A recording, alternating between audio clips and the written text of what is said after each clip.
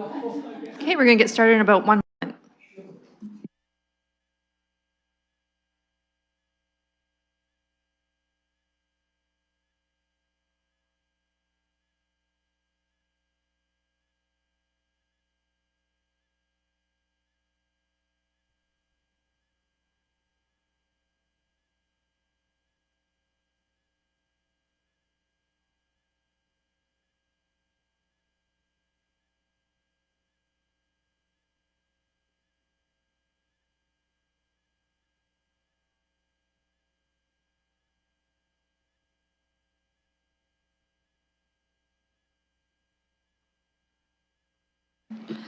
Okay, good afternoon. This is the first meeting of the Audit Committee. It's now 12 o'clock. The City of London is situated on the traditional lands of the Nashbek, Haudenosaunee, Lopwak, and Audouindran. We honor and respect the history, languages, and cultures of the diverse Indigenous people who call this territory home. The City of London is currently home to many First Nation, Métis, and Inuit today. And as representatives of the people of the City of London, we are grateful to have the opportunity to work and live in this territory. The City of London is committed to making every effort to provide alternate formats and communication supports for meetings upon request. To make a request specific to this meeting, please contact accessibility@london.ca or 519-661-2489, extension 2425. For everyone's information, in chambers, I'm joined by Councillor Stevenson. Councillor Cuddy will join us momentarily. Councillor Pribble is absent, and Member Chima is online. So I do have a quorum of committee to commence. So I'm calling this to order, looking for disclosures of pecuniary interest.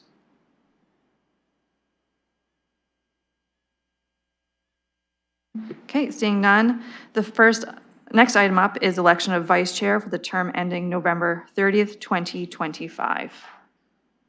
Okay, Councillor Stevenson, are you willing to remain? I am willing to remain. Okay, Councillor Stevenson's willing to remain as vice chair. Looking to committee online to see if there's any other interest in vice chair.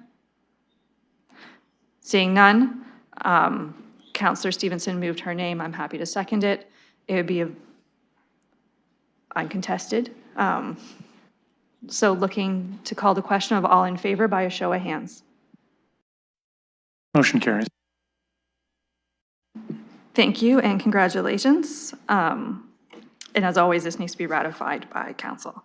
Consent, we have none. Scheduled items, we have none. Items for direction, we have 7. So we're just going to go in numerical order one at a time. So there is a briefing note from the internal audit from MNP, looking to committee as it was just a briefing note, if there's any questions or comments on that. And a mover and a seconder, as it would just be a motion to receive. Councillor Stevenson, are you moving a motion to receive and then? I'm moving a motion to receive, and then I do have some comments. Okay, absolutely. Looking to see if I have a seconder online to, okay, a seconder online. I will start my speakers list, and as always, I am timing, and my speakers list will commence with Councillor Stevenson.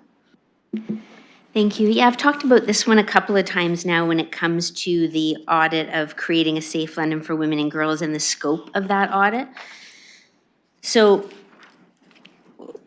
I still don't see the scope outlaid here in this report, but from what I was provided this week, it's going to be this Safe Cities London Action Plan that is going to be the scope of the audit. It has me really looking at what the role of this audit committee is and how we function in terms of scope. Because if we're choosing what areas to audit, but we don't have a say as a committee in terms of the scope of the audit, we run into some of the same concerns that I have with the strategic plan. Because council could say, we want to make the shelter safer.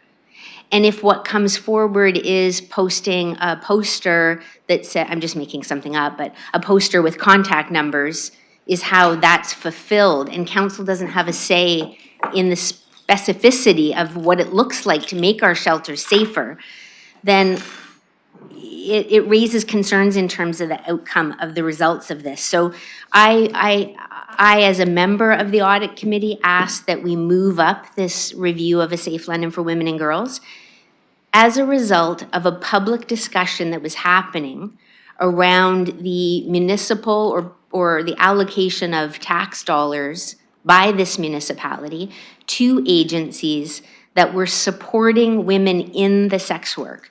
So this was agencies that advocate for the decriminalization of sex work and want to bring safety, dignity, and empowerment to street-level sex workers.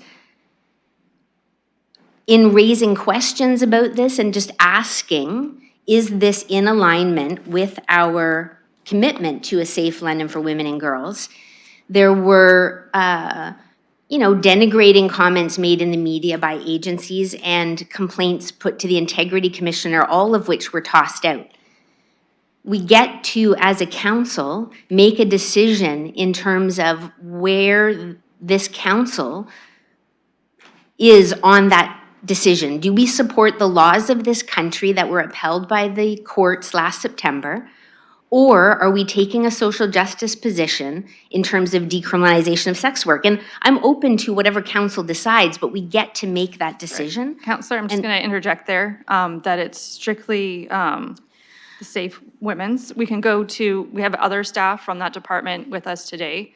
But if I can just tie it in to the scope, right? Yeah, I don't believe that the scope is part of sex work as it focuses on the UN Declaration of Public Spaces. But that is my and city point, spaces. is that it's not talking about a current issue that is before council and the public when it could be. And I was hoping, and maybe when I look at this, in our strategic plan, we have 3 expected results.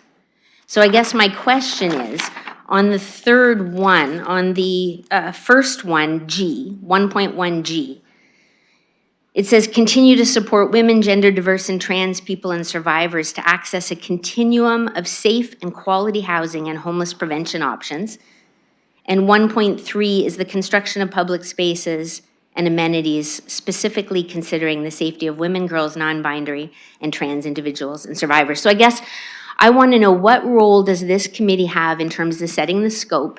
Because I don't believe it should be determined by management. I do believe it should be determined by the audit committee. I looked up the audit committee terms of reference, and it is to oversee all audit matters, including the evaluation of internal and external services, to ensure effective, independent, yet complementary audit services are received. So I know I might be belaboring this point, but I've talked about it for 2 audit committees. This is now the 3rd one. We're being told the scope has been set and the report is due to come in June. And I want us to look at, even in this report itself, it talks about putting women and children who are fleeing domestic violence into a building of which there's security and safety concerns. We have a report of women being put with men Sorry, in Counselor, the pallet you're almost at your shelters. time limit. Did you want an answer from staff before your 5 minutes is up?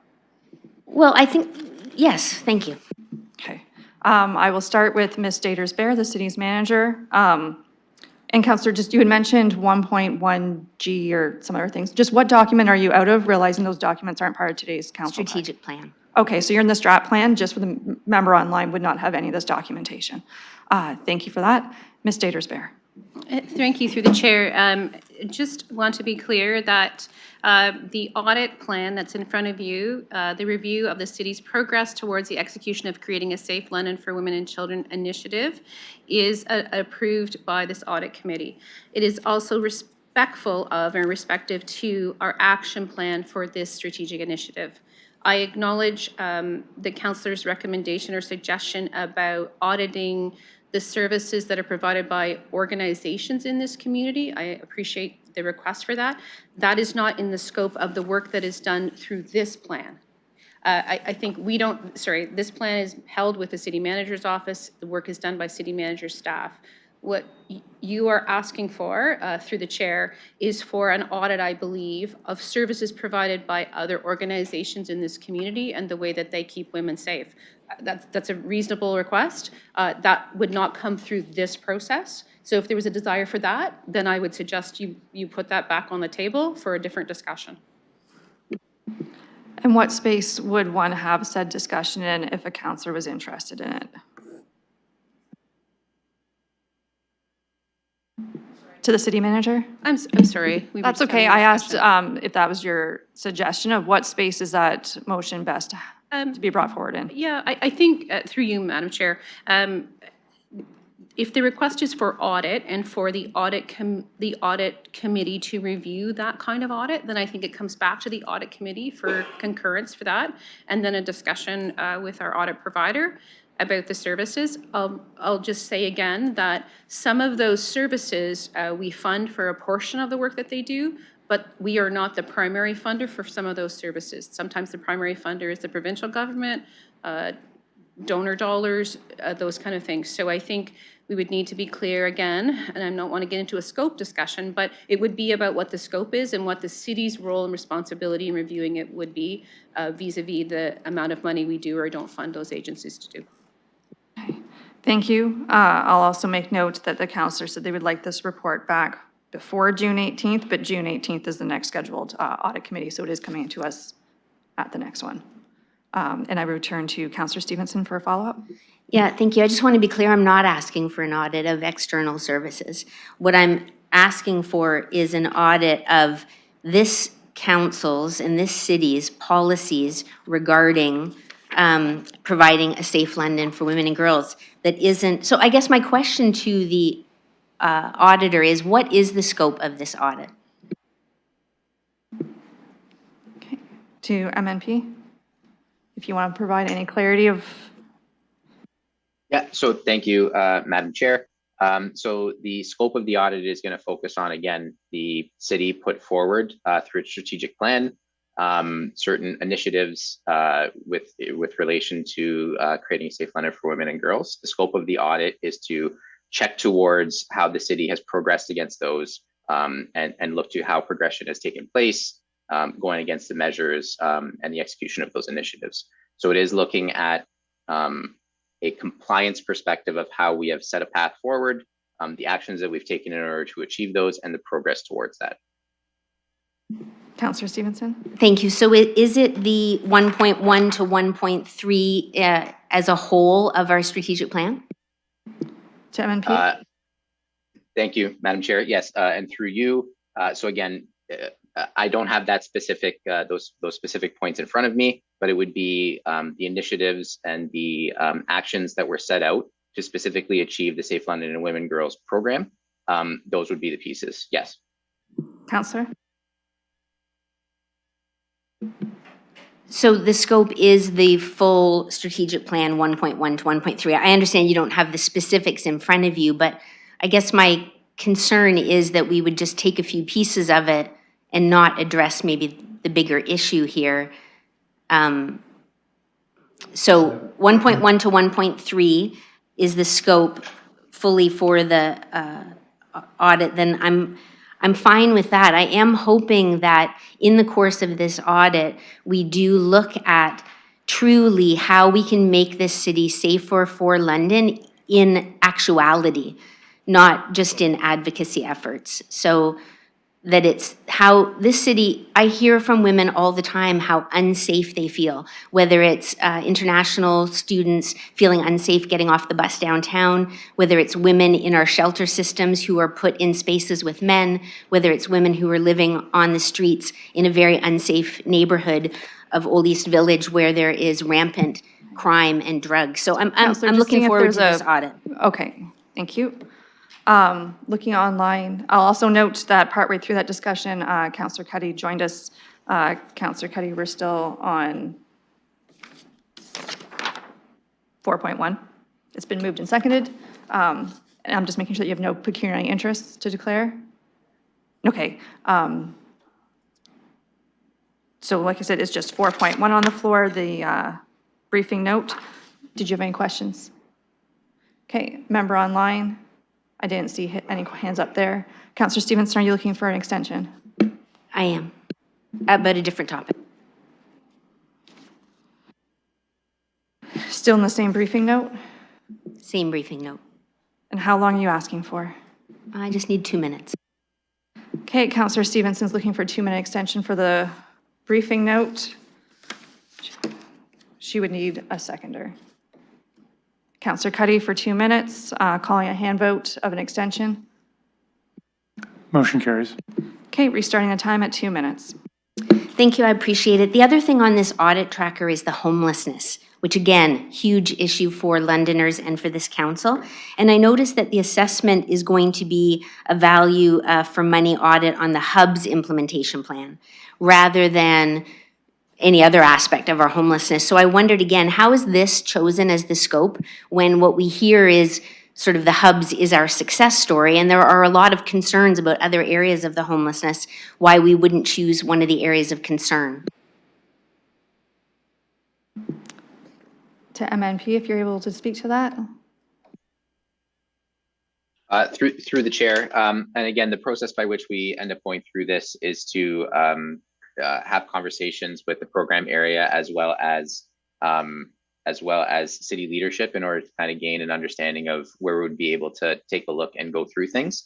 Through that discussion, the hubs was identified as something where we can take a look, gain some understandings about, and again, with it being a value for money approach, seeing where there is understandings that we can take from that program, again, from its successes and potentially some of its shortcomings, and those might be opportunities to extend to other programs that the city might have. So again, in consultation with city leadership, the hubs was one that was identified because there can be some potentially interesting lessons learned that the city can take from that, and then again, maybe extend to other programs. So I put it back to you, Madam Chair. I'm not sure if there's anything else from city leadership to add to that, but that would be my perspective on how we went about to select the hubs as the main focus of the audit. Thank you. Did the city manager want to add anything? Thank you through your chair. It's my understanding that these scopes were approved by audit committee. Thank you. Councillor Stevenson. I don't believe that's true. I could be wrong. I'm open to being wrong, but I went back through the last few audit reports, and this is the first indication of any narrowing of the scope on the homelessness that I saw. Maybe MNP has a comment. Okay, if we'd have to go back through audit, Ms. Barbone. Thank you. Perhaps that can be helpful. So on the agenda, actually, sorry, I should refer to what item. The updated risk-based internal audit plan. The one before you today has not only the projects, but the high-level scope included. That is simply an update from the original plan that was brought forward in the first year that MNP was hired, and through this audit committee was brought forward. So MNP, through a number of iterations and updates to that over the last 2 years, has brought forward that with the scope as part of the internal audit plan that the audit committee has approved. So when that plan was brought forward, certainly if there were adjustments that have been done and that are being done currently, that scope has been set and approved as part of the plan for the projects that were brought forward with the associated timing through the audit committee and then ultimately approved by council. Thank you. Councillor?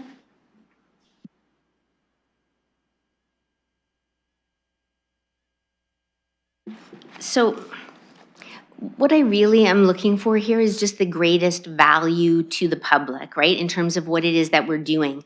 MNP was hired in 2022, I believe, and we hadn't even approved the hubs plan then.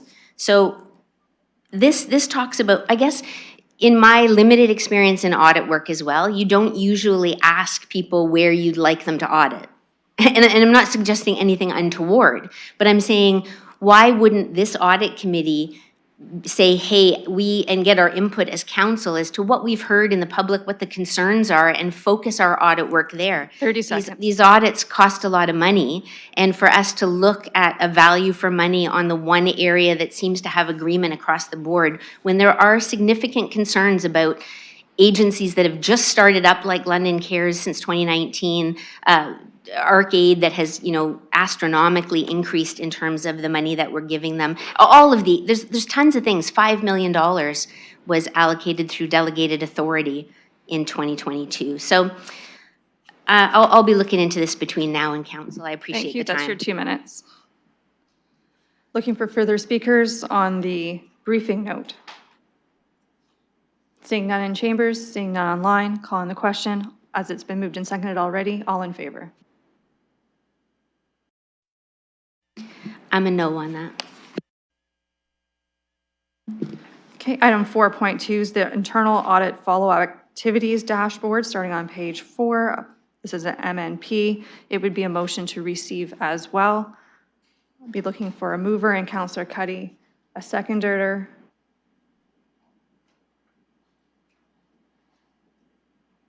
Okay, I'll second it, so it's on the floor. Looking to see if there's questions from committee.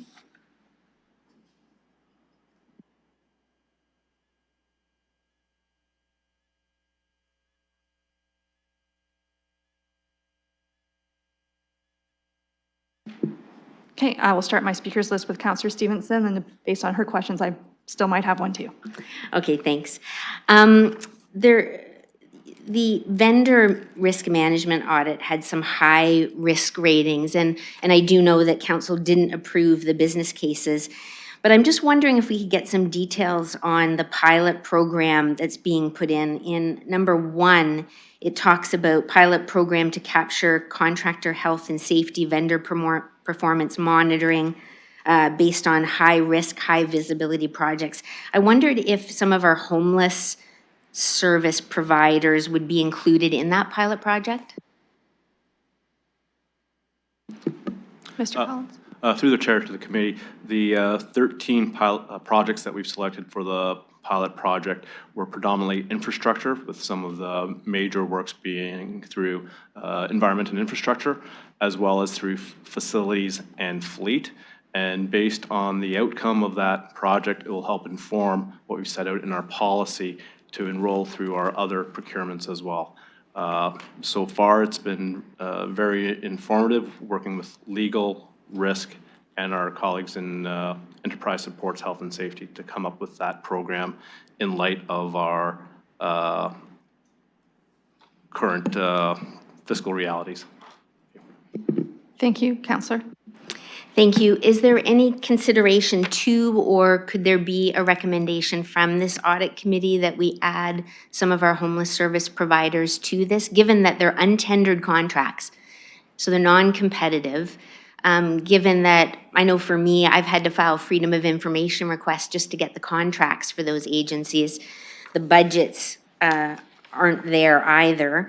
So I just wondered, given the increased value of the, it's becoming in the millions of dollars that are going there, if it would be possible to consider some of those social service providers there? Ms. Barbone? Thank you, through the chair. So certainly this is when we went through the original risk assessment, some of what we're trying to determine is what constitutes high risk. So from a magnitude perspective, where the greater risk is, the multi-million dollars of contractual relationships that we have with a large construction projects, and the risk from a health and safety perspective, and the greater scrutiny on that has been given through some of the current legal environment that we're navigating. So from a capacity perspective, all of these pilot projects, because we did not receive any funding support, are literally being done through overtime with staff. So the challenge is that we're trying to manage the high risk to try to inform the adoption of best practices going forward. Unfortunately, we just don't have the capacity to expand that at this time.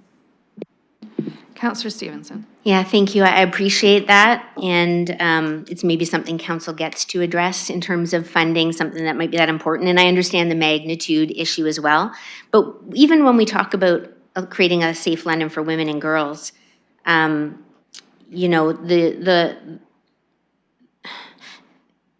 understand from a dollar perspective, it might not have the magnitude, but it is having a very significant increase or impact on our city. So having some way to evaluate some of these vendors or to ensure that the health and safety matters are addressed, maybe there's another way to do it than this. But I do think that some evaluation of the vendor performance to ensure that our dollars are going to create positive outcomes would be good. Even here, it talks about in number 2 about code of conduct. We've got agencies publicly calling councillors misogynist when votes go contrary to what they would like to see. And under number 4, it talks about health and safety. And there are some health and safety concerns potentially with some of these vendors, or maybe they're not. And it would be great to hear that there's no concerns. So I appreciate the answers. Thank you. Realizing this was a business case P73 that did not receive funding through the multi-year budget every year as we do the annual updates, any counselor is welcome to bring the whole case back or a portion of it if you want to do that. Those timelines will be going out shortly as the budget chair. Looking to see if there's other questions or comments. I see none online. I'm seeing none in chambers. Calling the question, all in favor? Motion carries.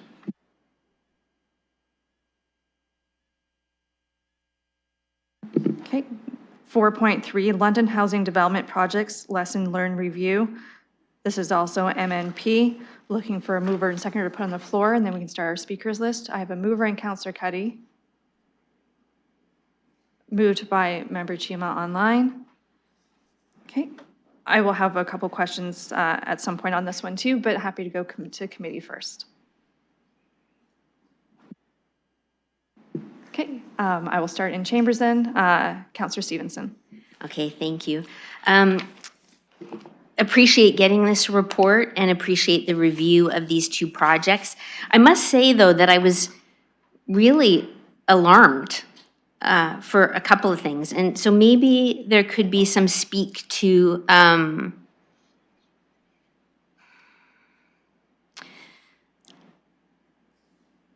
so one of the things was the cancellation of the payment certifier. It says that it was terminated and not replaced. And I'm just wondering what reason was for the termination.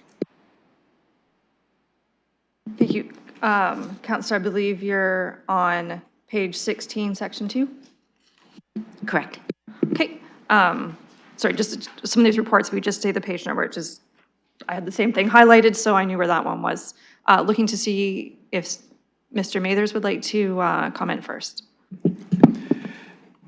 Through the chair, so just give a little bit of background of what this role does. Is it's a third party to review any costs that are brought forward by the contractor that may be outside of what the original estimates were. So that is very much needed and very much important when you don't have that in-house knowledge for some of assessing some of these costs. And there is, I think, we would take this back as a recommendation to reconsider our approach, but what we had in our staff team was actually an ability to be able to review many of these costs because we had that internal experience and that knowledge to be able to assess the costs. So if at any time we needed to be able to reach out and have that certifier being part of the project, we had the opportunity to re-engage and do that. There's also significant costs related to having that certifier to be able to provide this. So it was a balance between the risk that we felt what was being occurred and the amount of the cost related to the certifier. So we felt that we were able to do that in-house with our staff. So that's the reason why that decision was made. And at the end of the day, as you can see from some of the other comments, we were below budget for the various items. So we do feel that that was a reasonable response at the time. Thank you. I'll also note that Deputy Mayor Lewis joined us a while back as a visiting councillor to this committee. Councillor Stevenson. Thank you. So it was a requirement of the contract. Is that something we'll take out going forward, or did we think it was good at the time and then we realized we had the staff that we could do the cost savings and cancel that? Mr. Mathers.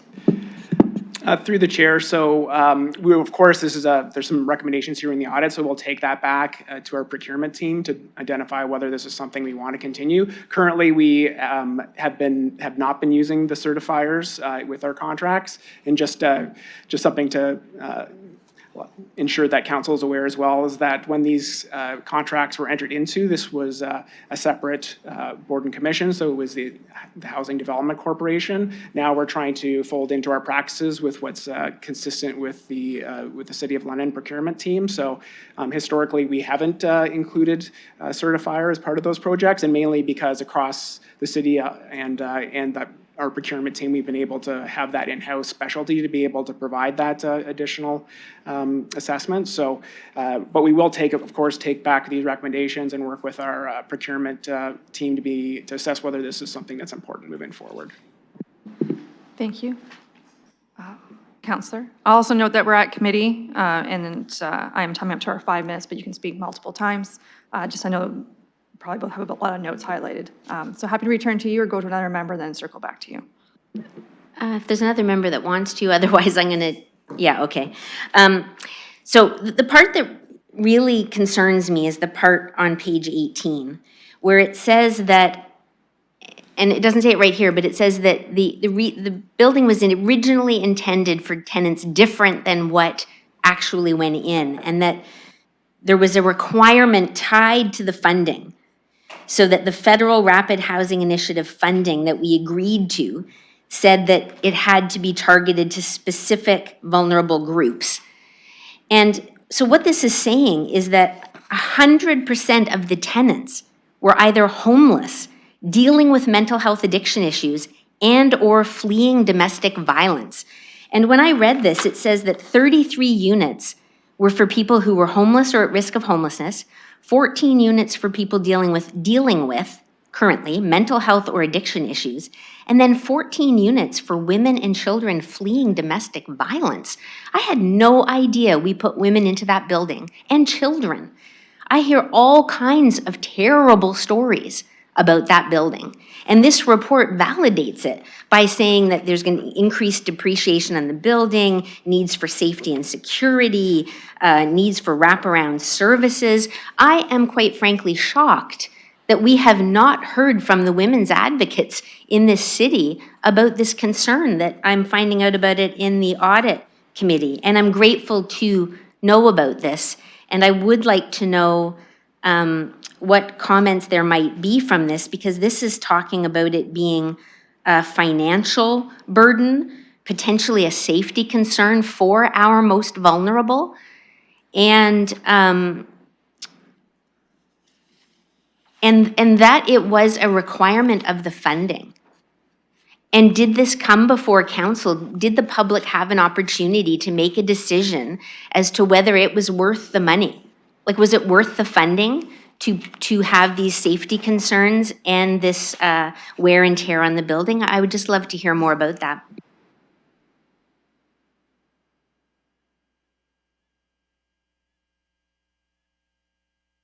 Thank you. Also note that page 13 of the report did speak to the leveraging of funding, that the city invested 5.3 million, but secured 32.8 million in funding. So Mr. Mathers, I'll start with you, and then if we need other expertise online or in chambers, we will circulate. Through the chair. So as mentioned very correctly, that there was a intended mix of population to be able to use this building. That was what the building was constructed based on, and even the finishes of the building were based on that. And it's a very prudent comment from the auditor as far as wanting to align the population that you're providing it for, especially if you're going to change and provide a more vulnerable population in a space. You're going to want to have different finishes and different ways to be able to set up that building. So that is definitely absolutely a learning that we're taking away from this. So as we're all aware, and we've have many really important conversations, there is a very high need for ability to have people for this type of housing, especially people that are trying to exit homelessness. So at the time, there was a decision made that was a higher need for the use of this building versus using it for other populations. So that decision was made based on the need at the time, and that's all that I can really provide on that. Thanks.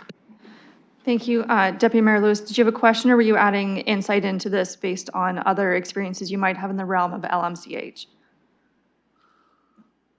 I was raising my hand to share some perspective from an LMCH board hat. So I'm not sure that it's tied to this question in particular or more general comments. But I think that there is a piece of this that speaks to the councillor's question directly.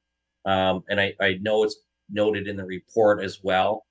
Even the LMCH, at the time that this project was first coming forward, the CEO was replaced.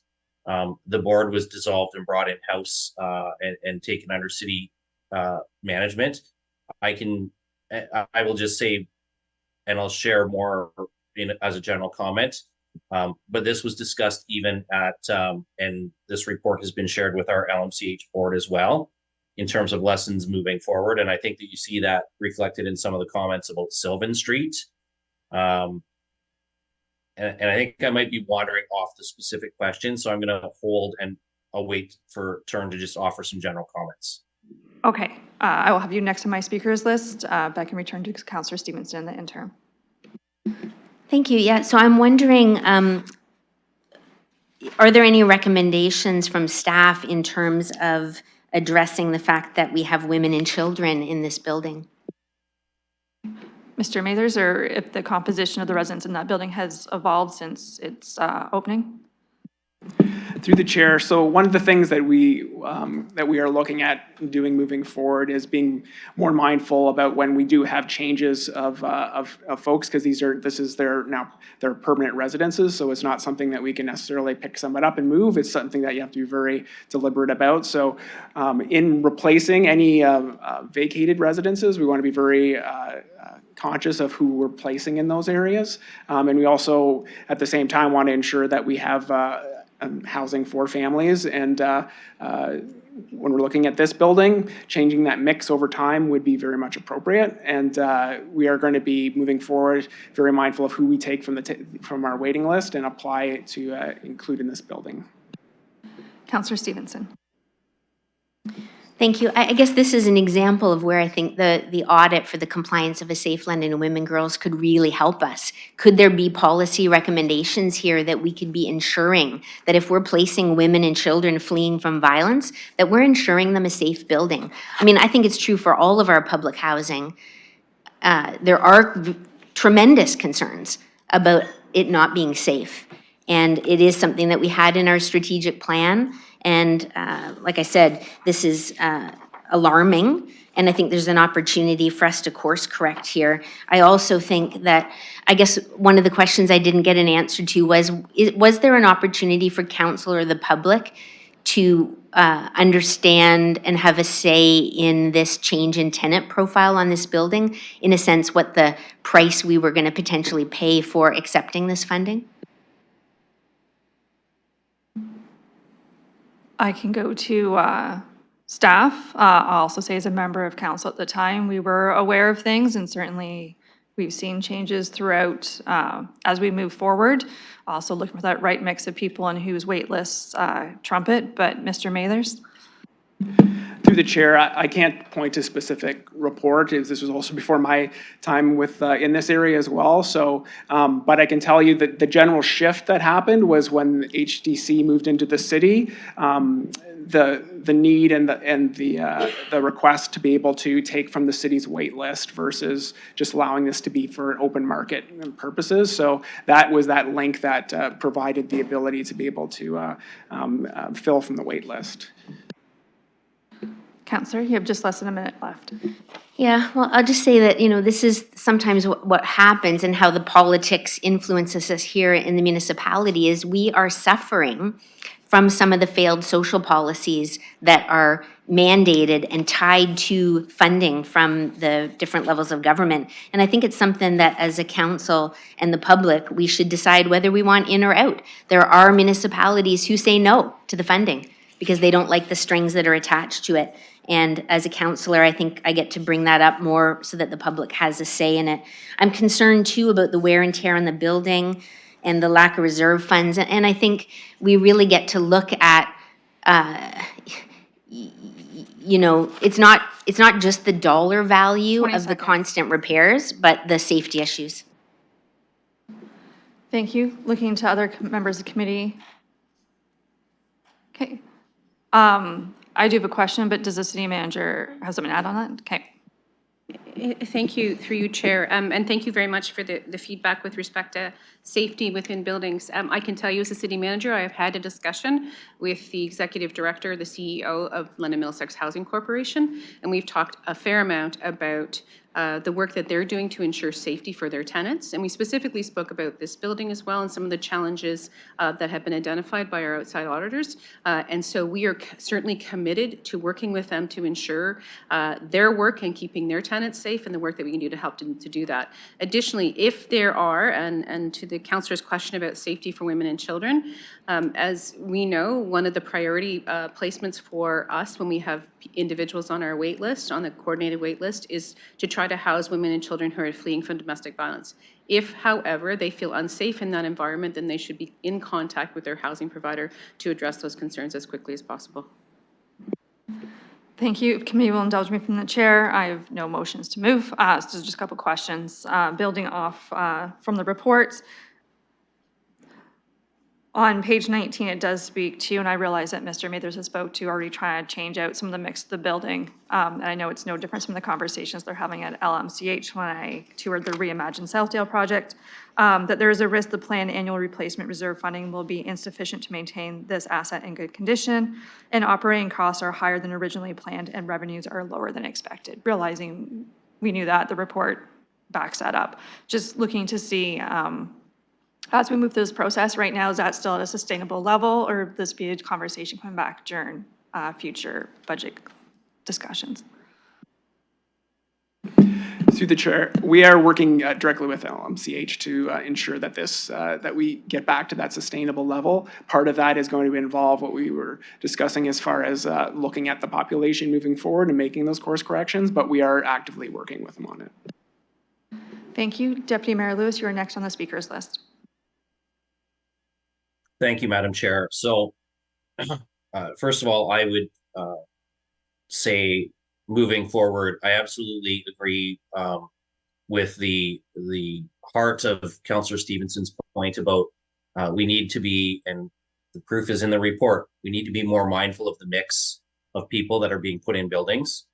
I want to take the opportunity to also say thank you to those council members present and to civic administration in listening to the concerns that LMCH brought forward about tenant mixes and changing the tenant placement prioritization process. We are still in the early days of impact because tenant turnover is slow. It is hard to bring new tenants in and stabilize a mix when you are struggling with tenants who, quite honestly, in some cases, need to go through a landlord-tenant board tribunal hearing over an eviction over their behaviors. But that is actually a reality that we deal with at LMCH as well. I would say, and I don't want us to put words in the mouths of everyone on the LMCH board, but I would say there's a general consensus that if this same offer to manage this property was brought forward to LMCH again under these existing conditions, we would not touch it. From an LMCH perspective, it's not a sustainable model. We are not a highly supportive housing provider. It's noted in the report, we do not provide day-to-day services to tenants in this building. And that was one of the things that was tracked as a high risk in this audit report. Was the tenant mix and the inability to provide the appropriate supports there. So, but we have learned some lessons moving forward, and that's highlighted in the report as well a bit. So things like securing elevators, which we've done at the Sylvan Street property, so that tenants can only access their own floor. When you're talking about guest management challenges and things like that, that's really a key factor in providing security for tenants, regardless of which population they fit into, whether it's women and children, whether it's seniors, whether it's folks moving into stable housing from transitional beds from homelessness. Tenant management continues to be a problem at this site, in addition to the tenant challenges we have. And because the sustainability piece was raised, I do want to really let councillors and highlight this even from an auditor perspective in terms of where we're getting our value for money. currently a tenant in an LMCH building on ODSP or Ontario Works as their sole source of income, the provincial contribution to their housing is less than $150 a month. Even though somebody in the market rent is getting a shelter allowance of 400, the province only pays an RGI rate to London housing units of less than 150. There's a slight difference between OW and ODSP, but that is the rental income. That is not sustainable for LMCH in any way, shape, or form moving forward. To continue to have the capital reserves invest back into our buildings when that is our rental income. We really appreciate the contributions the city has made to our capital needs to help us get buildings in better shape. We're investing. We've made something in the range of 400 furnace changeouts in the last year to get high efficiency furnaces in, so that we're seeing energy savings. I mentioned securing the elevators. We've had elevator replacements. There are things that are going on because the city has funded it, but it is not sustainable. And buildings like Sylvan Street have been much better designed as a result of the lessons we've learned from Baseline. But Baseline continues to present some long-term challenges for LMCH to manage it effectively.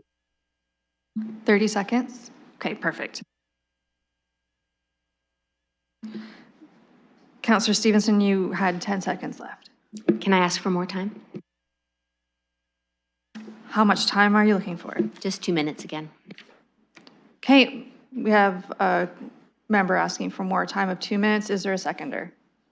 Seconded by Councillor Cuddy. Calling the question, all in favor? Motion carries. Okay, starting your time. Thank you, colleagues. I appreciate the extra time. I just wondered, this review or this audit was looking at the two properties, 122 Baseline and 403 Thompson Road. And I know that 403 Thompson Road was different because we turned it into supportive housing with Indwell.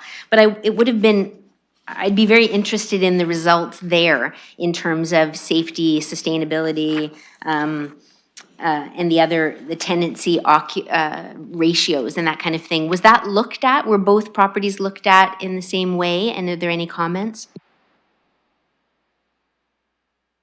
Okay, I will start that question with MNP. Through the chair, I'd like to ask our main auditor on this, Jason Ducharme, to comment on this. So I'll pass it over to Jason, Madam Chair. Thank you. Welcome, Jason. The floor is yours. Thanks very much. And through the chair, it's an excellent question that the councillor raises.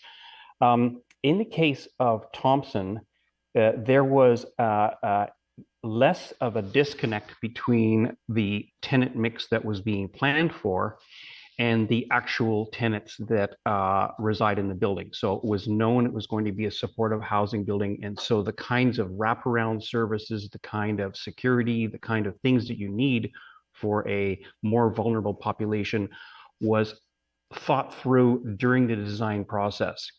That's different, and I think that's why our recommendation there focuses in on Baseline Road, because Baseline, there was this disconnect between early plans that were thinking about a mixed market rent, affordable housing with rental units, and then there was the shift to the 100% vulnerable. And so our recommendations primarily focused in on what happened with Baseline, and that same issue was not so much a problem with Thompson because people knew going in that this was going to be a supportive housing project, and so it was designed for the tenant mix. Councillor Stevenson. Thank you. I appreciate that. From my recollection, it was designed to be just affordable housing, and then in May we made the switch to highly supportive housing, which delayed the occupancy 6 months while renovations were done to accommodate that. But I understand it and I appreciate the answer. Thank you. Looking for further questions or comments? Seeing none, it's already been moved and seconded. Call on the question of all in favor of receiving this report.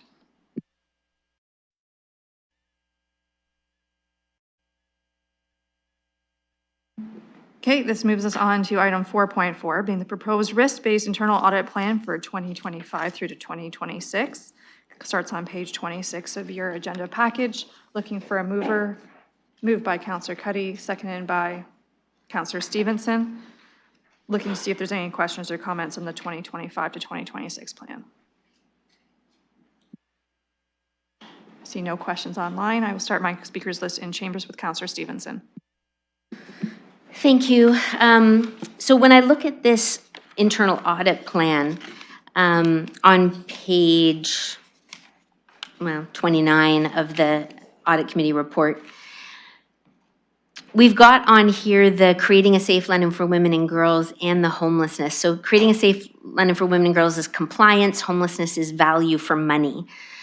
I guess what I'm wondering is there value, or would it be appropriate for the audit committee to move a motion that would say, that would ask the compliance audit to look at 1.1G specifically of the strategic plan, which talks about accessing a continuum of safe and quality housing and homeless prevention options, given what we've seen in this report and given the many concerns that I hear about women who are in co-ed spaces and lacking safe options. Would it be appropriate for a motion like that? I guess, like, would it be helpful, or can the committee make such a direct request? Let me just 1 second.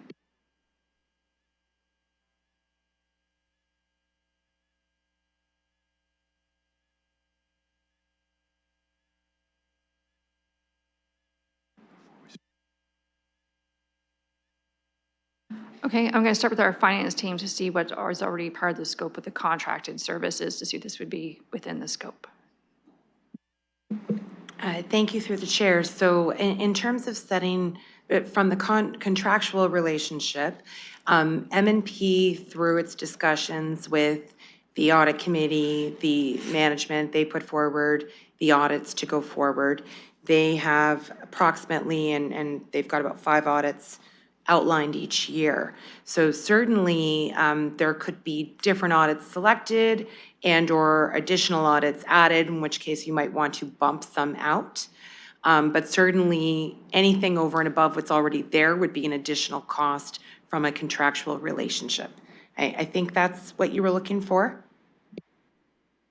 Well, the scope, I'm not asking to change this, the overall scope of it. I'm just asking that part of this compliance audit look at 1.1G. I don't think it would need to be a new audit. I think MNP at the beginning of this meeting for the next report coming up on the briefing note already said that the strat plan and items 1 would be in it. MNP, just clarification of if this would include scope 1.1. Yeah, through Madam Chair, yes, it would. So we would look at strategy G, and we will look at the various actions that are mapped and continue to understand if they're on track or if there are deviations away from what management has put in the plan. So, Councillor Stevenson, that will be looked at. Thank you. Councillor? Okay, thank you. So I hear there's no need for that. In terms of the homelessness, if this audit committee or council were to determine that rather than a value for money on the hubs plan, they would prefer to see a value for money focused in an area of more concern in terms of the homelessness, would we be able to bring that forward prior to council? Just 1 second.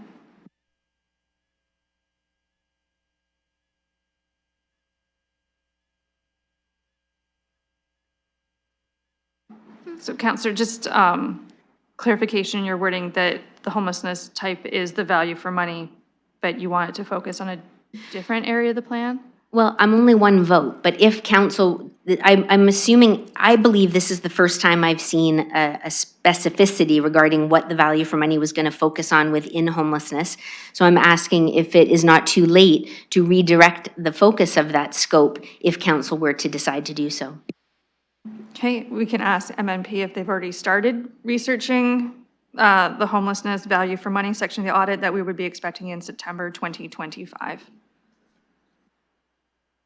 So through the chair, we're happy to have that dialogue with council and management. If there is value to look at a different component of the scope, we're more than happy to kind of work with you to deliver that value. If that is what is the consensus, we're more than happy to revisit what that scope looks like. Looking to the city councilor or finance in chambers, if they would like to make comment of what's.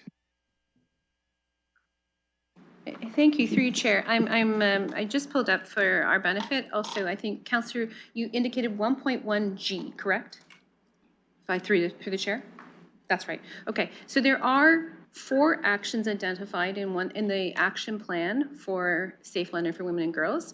It is actions 260, 261, 262, and 263. Sorry, we were at the question we're past that. The question that's on the floor is homelessness, value for money audit if the councillor wishes to change the scope that's okay, been fair laid enough. out. Sorry, they were content with 1.1G and the Sorry. strat plan. Okay. So it was just the homelessness value for money audit that we're expecting back in September 2025. The current scope lays out that we're looking at the hub's implementation plan. And the councillor's question was if we want to change what the plan is. MNP said it's still up for discussion. Should council have a different direction? Ms. Barbone? Do I have it still? Okay. Go ahead. Thank you, through the chair. So as ultimately the scope is set by audit committee, and I would defer to the chair, if council wanted to change it, I'm wondering if it would need to come back to the audit committee to update the audit plan as a result of the change so that M&P, who does not come to council, would be able to comment on their ability to implement that audit and what that would mean from a timing perspective and their work in terms of moving that forward. Certainly from a compliance versus money value for money, if the intent is to do an additional audit, then something would have to come off the table. If the intent is to replace that audit with something completely different, the whole entire scope would need to be confirmed by M&P and then ratified by the audit committee and then likely brought back to council. But I defer to the clerk if council could set the scope without consultation with the auditors to revise the internal audit plan. I'll confer with the clerk in a moment. I'm also going to note that the audit committee does have a member of the public on it who would not have a voice at council to speak to any of this.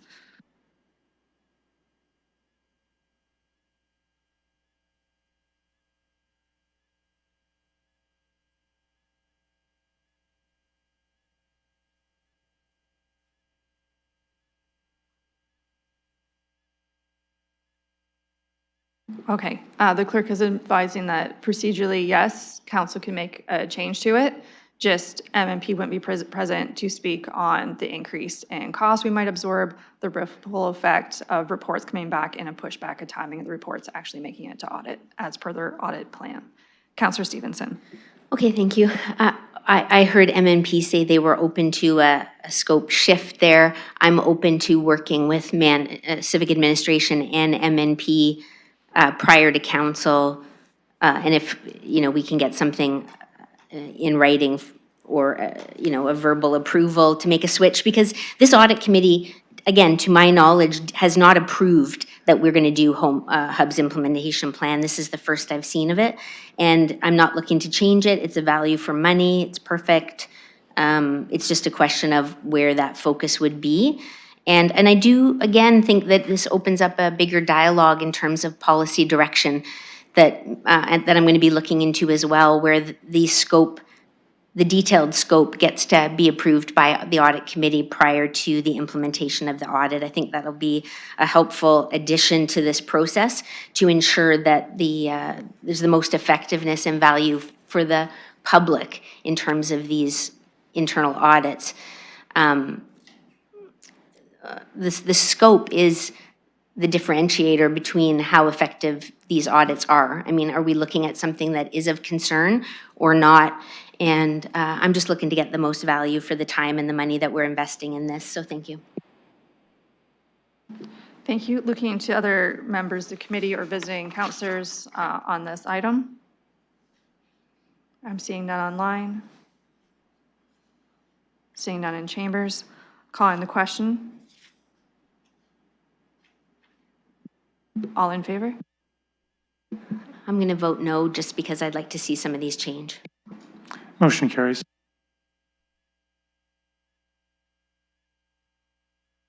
Okay, thank you to MNP for being with us today. That concludes your portion of the agenda. Next, we get to spend our afternoon with KPMG. 4.5, this is the audit planning report for the year ending December 31st, 2024. It's going to be a motion for approval. I will hold off on approval. I will need a motion on that when it's time, as they have a 15-minute overview presentation and walkthrough. Last year it was 5 minutes, so I apologize for that. And this year, 15 minutes, give or take. And you can certainly introduce the members of your team and share the report as you wish for presentation time. And welcome again. Thank you very much, Madam Chair, and through you, we would like to go over the highlights of our audit plan for fiscal 2024. My name is Katie Denbach, the external audit partner from KPMG. I have with me today Emily Pellerin, who is an audit manager, and Melissa Redden, who is an audit senior manager, who will all be assisting with the external audit. I'd like to start just by giving a brief overview of why we put this report together in the first place. It allows us to communicate with the committee anything that we are required to communicate under Canadian auditing standards. Sorry, I'm going to pause you for 1 second.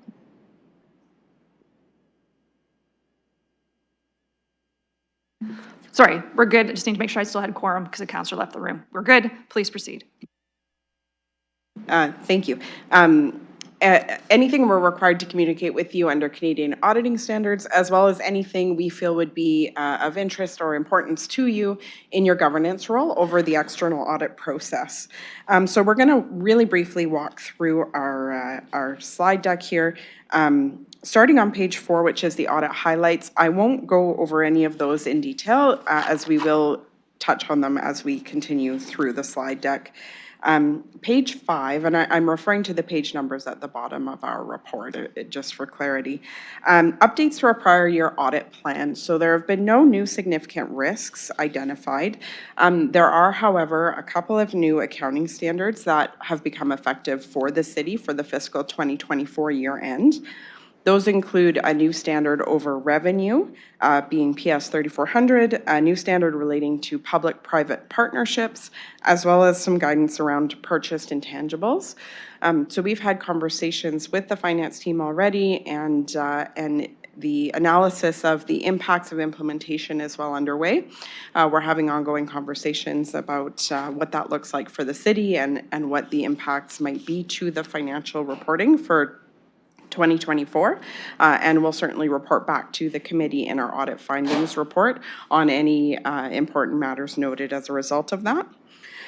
On page 6, there is a newly effective auditing standards that deals with group audits, of which the city consolidated entity is considered a group audit, meaning it's made up of many different components, being the boards and commissions mainly. As a result of this new standard, we've had to make some additional considerations and documentation, as noted above in the table, and as Melissa will go through in a little bit more detail shortly here. So page 7 provides information on materiality and how we use it to plan and perform the audit, as well as evaluate the effect of misstatements. Moving on to the next page, materiality for the consolidated financial statements has been set at $25 million for the current year. This is based on the total prior year expenses, and we also look to total revenues and total assets as other relevant metrics. There has been an increase over prior year, primarily due to an increase in these accounts. We've also noted the group audit misstatement posting threshold of $1.25 million, which ultimately means any misstatements greater than this amount we will bring to your attention during the presentation of our audit findings report. Page 9 notes materiality that will be used for the non-consolidated City of London component, as this is the most significant component within the group. On page 10, as well as page 11, we have noted the parties that will be involved in the audit of the financial statements, both management specialists and our own. These are consistent with those used in prior years, so I'm not going to spend any further time on these pages. Page 12 looks similar to prior years. However, we do want to note that, as Katie mentioned, there was the change in the auditing standard as it relates to group audits. Previously, for purposes of the group, we had scoped in the city unconsolidated component, and this provided coverage over a significant portion of the group. You can see this was scoped in again this year on page 13. Due to the changes, we are now scoping in specific balances at certain additional components for purposes of group reliance, as you can see on page 14. Just want to clarify that statutory audits are still performed on all of the same entities as the past, so the actual audit work procedures will not change significantly from what was performed in the prior year. The key changes are a greater emphasis on a risk-based approach that requires a deeper understanding of the group and its components, as well as their environments and systems of internal control, new requirements for the group auditor to take overall responsibility to respond to the risks of the group financial statements, as well as enhanced direction, supervision, and review responsibilities of the group engagement partner, as well as more explicit requirements for documentation, including the evaluation of the component auditor and their work, and increased documentation due to evidencing the performance of these key changes. Moving on to page 13, as mentioned, this shows the non-consolidated City of London and the value of the total assets and total revenue that are subject to further audit procedures in this component.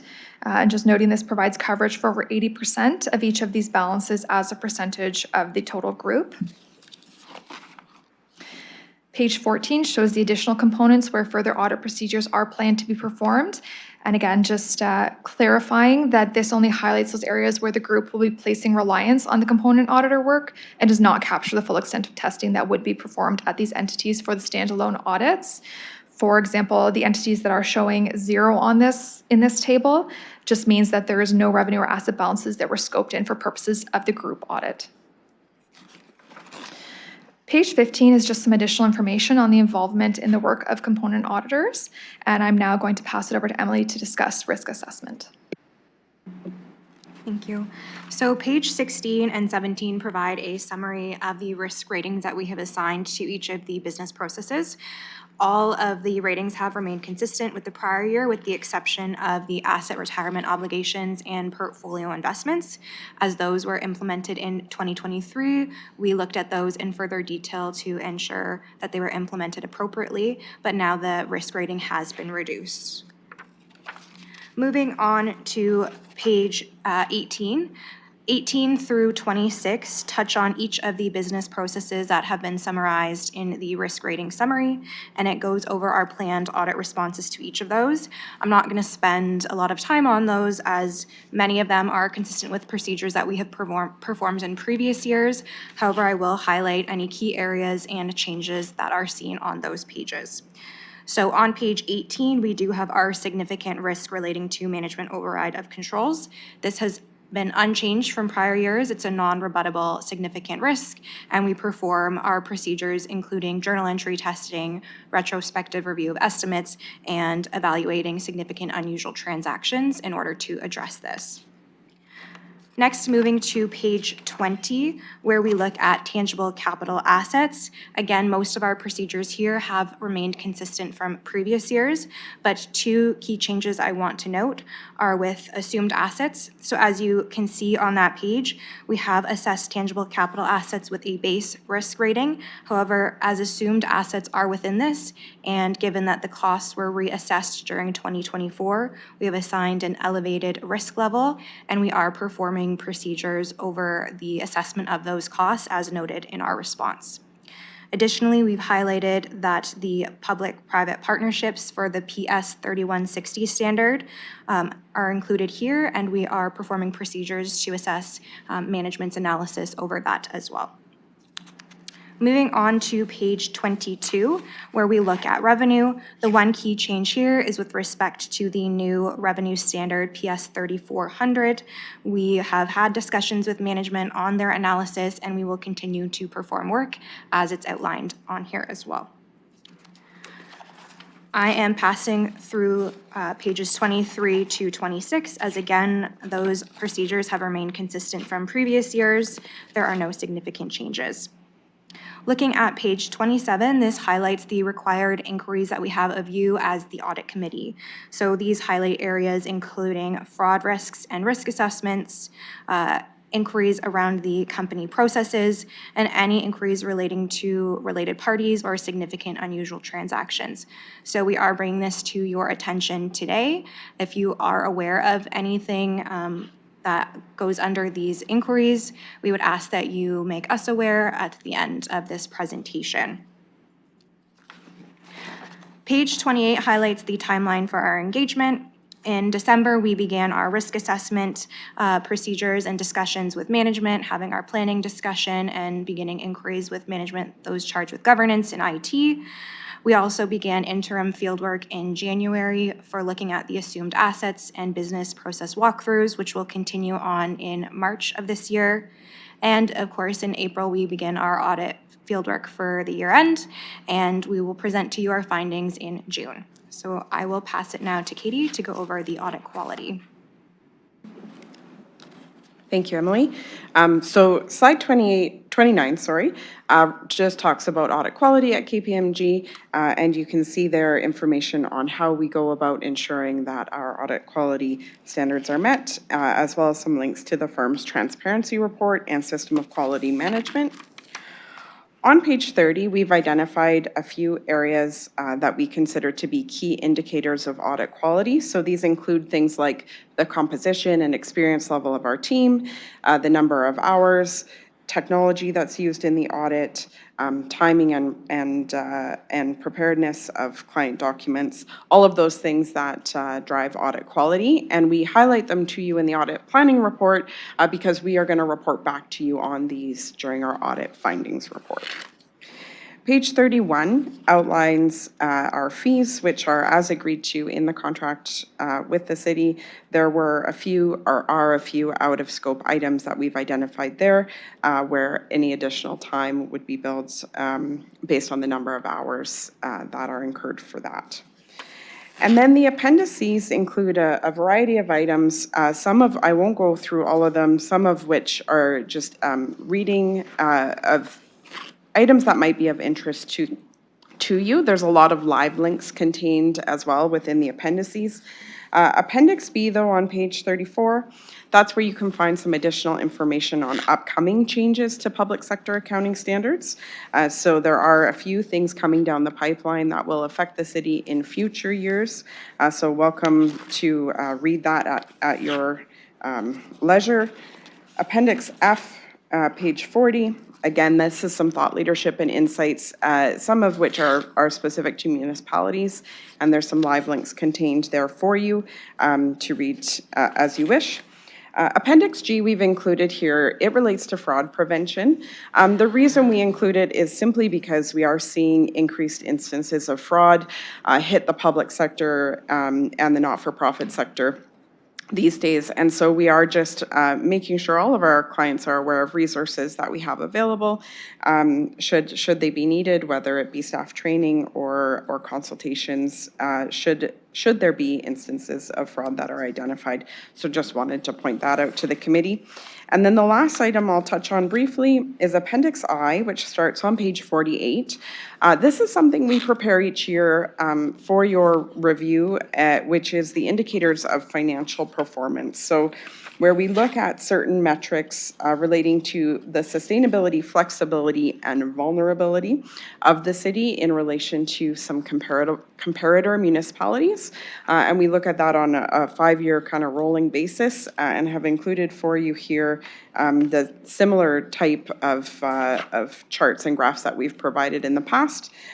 More for your information and conversation than anything else, but just wanted to highlight that that is also in our audit planning package. And that concludes the presentation of our audit plan. Thank you. That was 13 minutes. Excellent job. Councillor Cuddy, are you still willing to move approval of this report? Councillor Cuddy is moving it. Councillor Stevenson seconding it. I'll start off first by going to committee as a question of KPMG was asked of us, which was page 57. Just asking if any members of the committee are currently aware of any fraud. I have not been made aware of. I see no concerns raised online, so that's in there. Okay, starting a speaker's list of questions, comments, or onwards. Starting with, I'm going to start with Chima online, and then I will continue my speakers list in chambers. So you're unmuted. Please go ahead, and if there's any audio issues, I'll let you know. Thank you, Madam Chair. Through you. A couple of quick questions.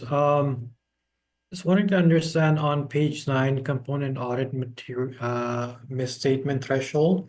Any particular reason that's lower this year than prior year? Okay, I think you said page 9. We're flipping our pages in chambers, and then I will go to our presenters.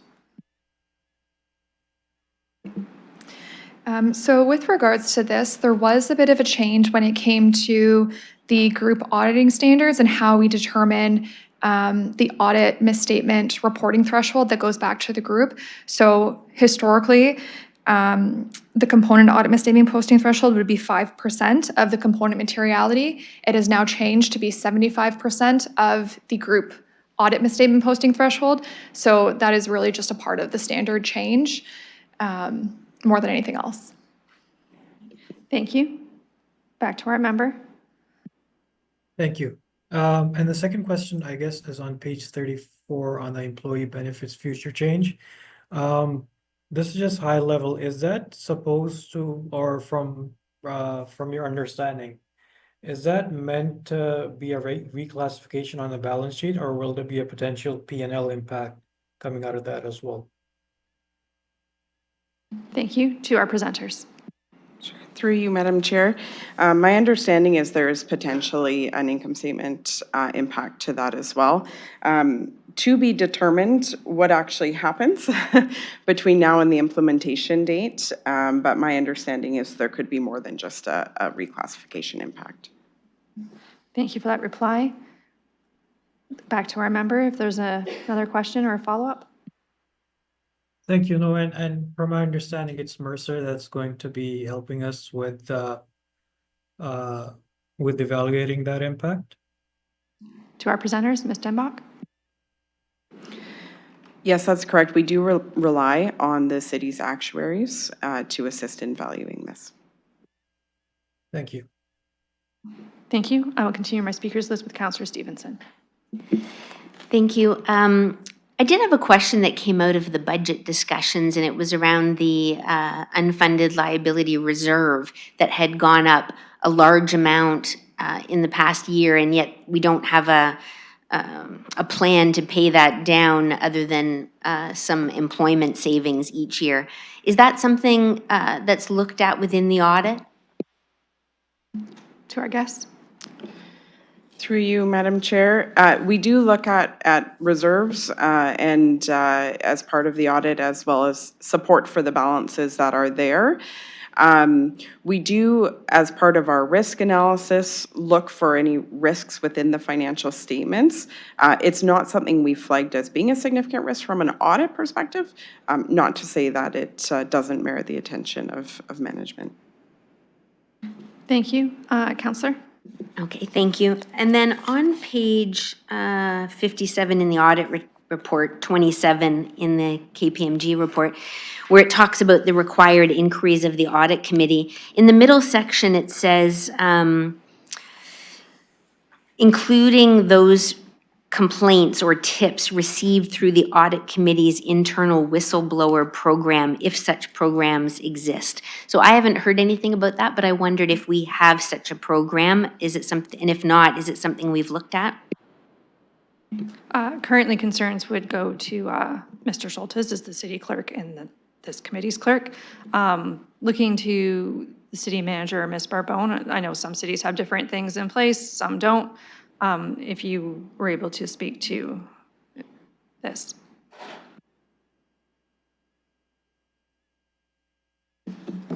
Thank you. Through you, Madam Chair, we do not currently have a whistleblowing policy. Councillor Stevenson. Thank you, and through you, I just wondered, is it something that council or civic administration has looked at? I know other cities our size have auditor generals and other things. Some cities like Toronto have, reclaimed a lot of money through tips and complaints. So I just wondered if that has been looked at already here, or maybe something that council can look at going forward. Ms. Bourbon? Thank you through the chair. It's been a number of years since that's been looked at.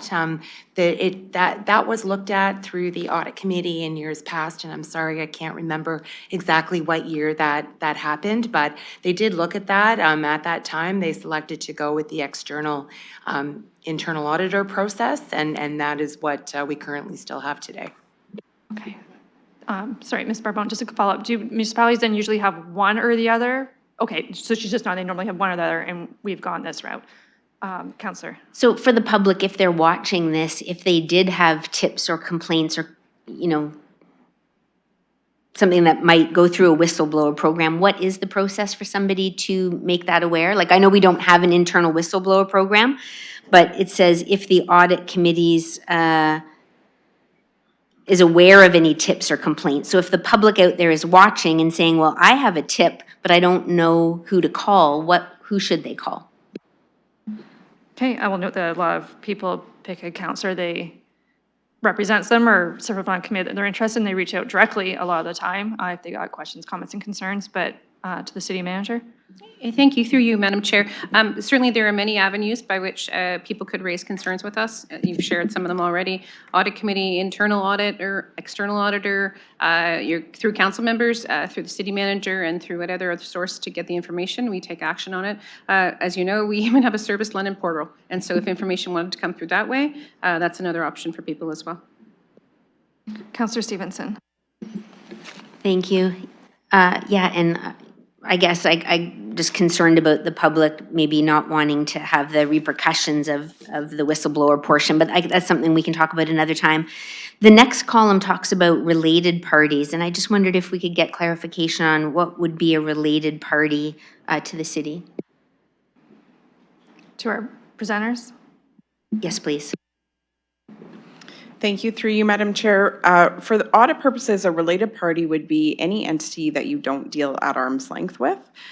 So we would consider the boards and commissions, and actually within the financial statements, I believe they are all listed, what is considered a related party for the purposes of financial reporting. Councillor. No, thank you, that's good. Okay. Thank you. Looking for further questions online. I see none at the moment. In chambers, I have none at the moment, and Deputy Mayor Lewis has departed. So this has been moved and seconded. And it was for the approval of it. Calling the question of all in favor by a show of hands. Motion carries. Thank you. That moves us on to the London Downtown Closed Circuit Television Program for the year ending December 31st, 2024. This would also be to receive it. I wasn't anticipating a staff presentation to go with this one. I am remembering correctly. So I have a mover in Councillor Cuddy. I'm happy to second it, so it's on the floor. Looking to see if there's any questions on it. This commences on page 96 of your agenda packages.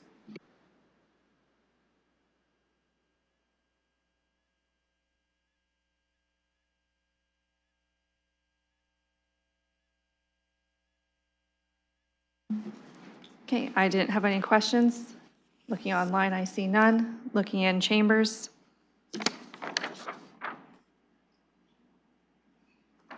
Okay, calling the question then, as it's been moved and seconded for receipt. All in favor by a show of hands. Motion carries.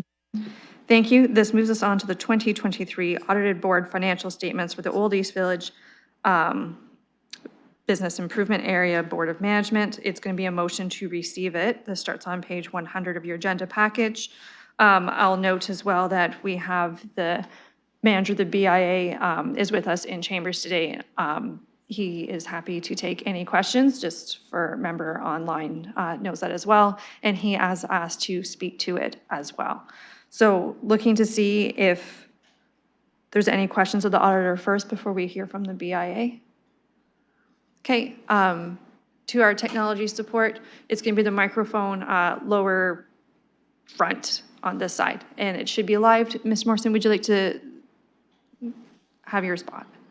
Thank you, Madam Chair, and through you. I do want the committee to know that I do have another commitment at 6 o'clock tonight.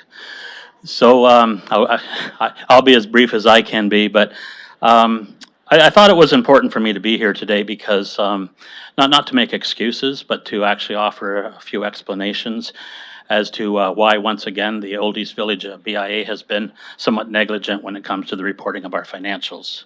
I took on the role as a leadership role of the BIA as a general manager at the end of 2023.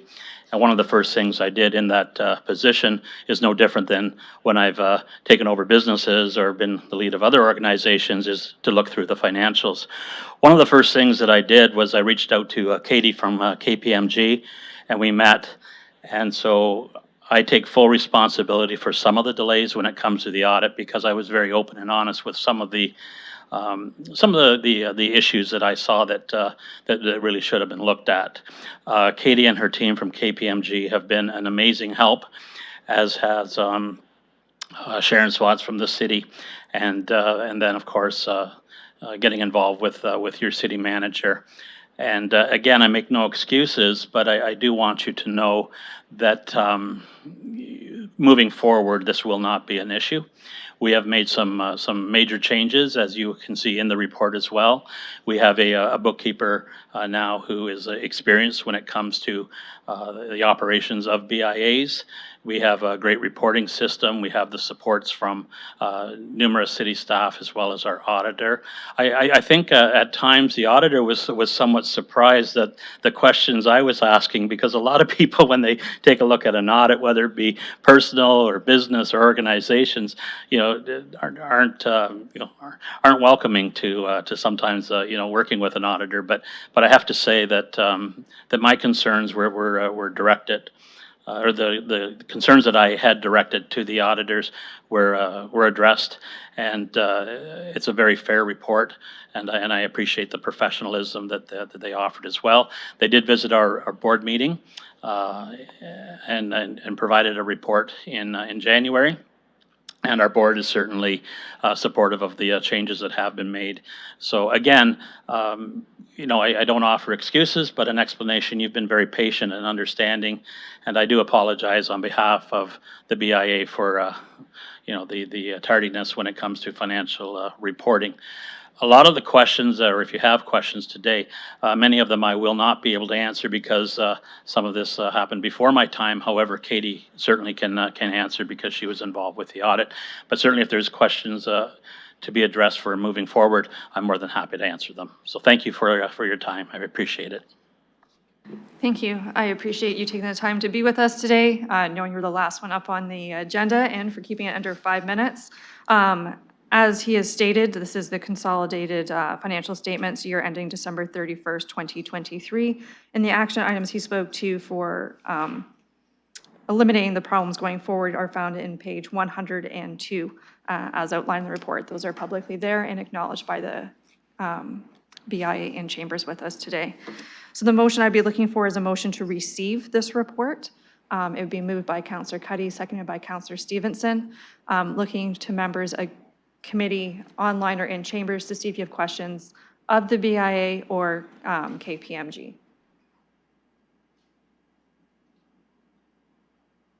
I see nothing online. I'm seeing nothing in chamber. I will start my speakers list in chambers with Councillor Stevenson. Thank you. I'll just take the opportunity to ask KPMG if there's anything that they'd like to share with council, or that we should know about the delays, or anything regarding these financial statements, anything that council or this committee should be aware of? Ms. Denbach? Thank you for the question, and through you, Madam Chair. As mentioned, we did report to the BIA's board all of the required communications under Canadian auditing standards. So all of the audit misstatements, any control deficiencies that were noted, were reported to the BIA board as required.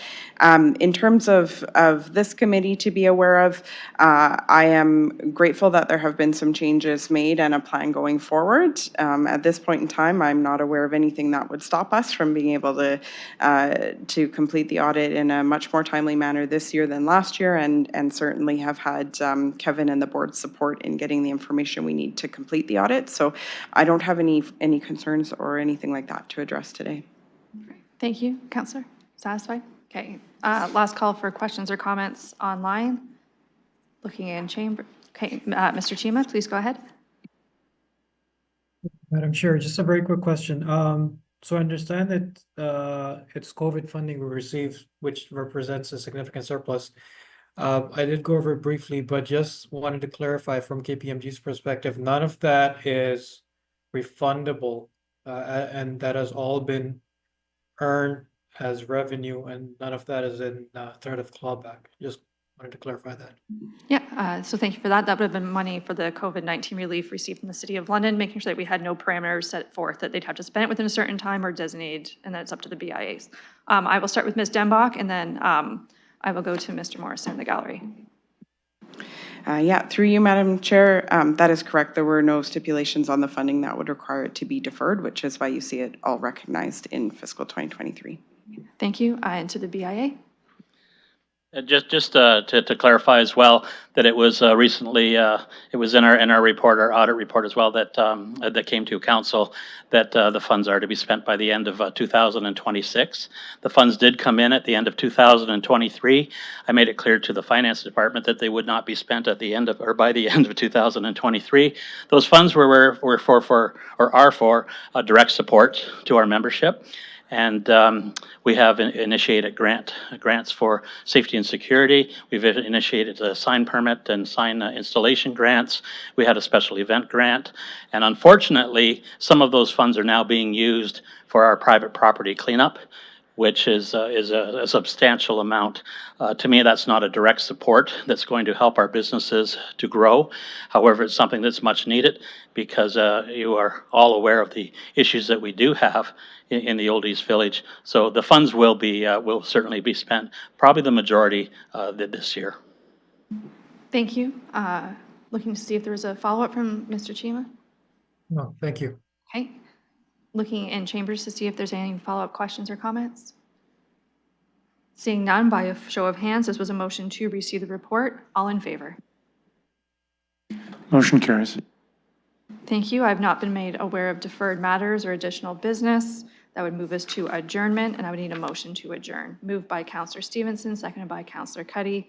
All in favor by a show of hands? Motion carries. Thank you, everyone. I will see you back here in June.